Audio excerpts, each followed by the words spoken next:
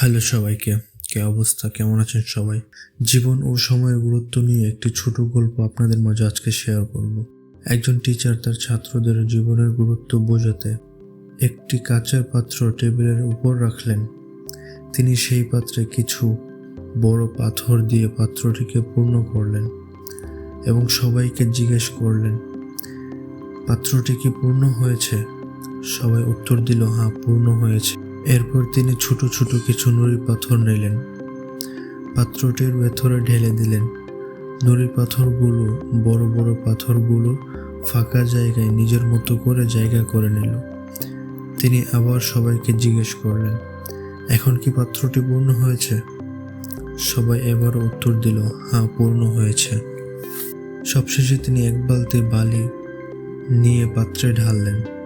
বালিগুলো পাথরের মাঝখানে সমস্ত খালি জায়গায় ভরাট করে দিল।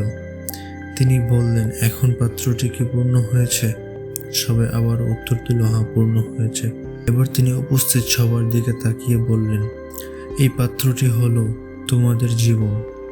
এখানে বড় পাথরগুলো হচ্ছে তোমাদের গুরুত্বপূর্ণ বিষয়, যেমন তোমাদের স্বপ্ন, লক্ষ্য, পরিবার এবং সুস্থতা। যদি অন্য সব কিছু হারিয়েও যায় এবং শুধু এগুলো থাকে, জীবন সার্থক থাকবে। আর নুড়ি পাথরগুলো হলো জীবনের অন্য প্রয়োজনীয় জিনিস, যেমন কেরিয়ার বা ঘর বাড়ি। আর বালুগুলো হলো ছোটখাটো এবং সাধারণ বিষয়।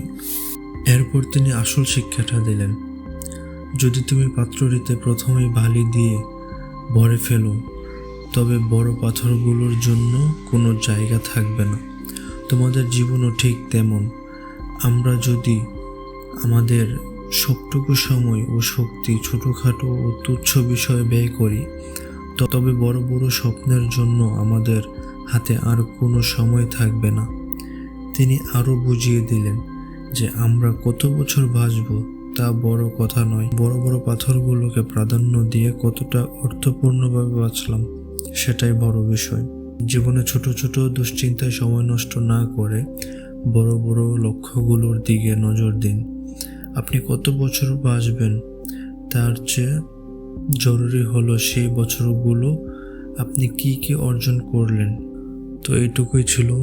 আমাদের গল্পটা কেমন লাগছে অবশ্যই কমেন্টে জানাবেন, আর আমার চ্যানেলটা সাবস্ক্রাইব করবেন। তো ভালো থাকবেন, সুস্থ থাকবেন, বাই বাই।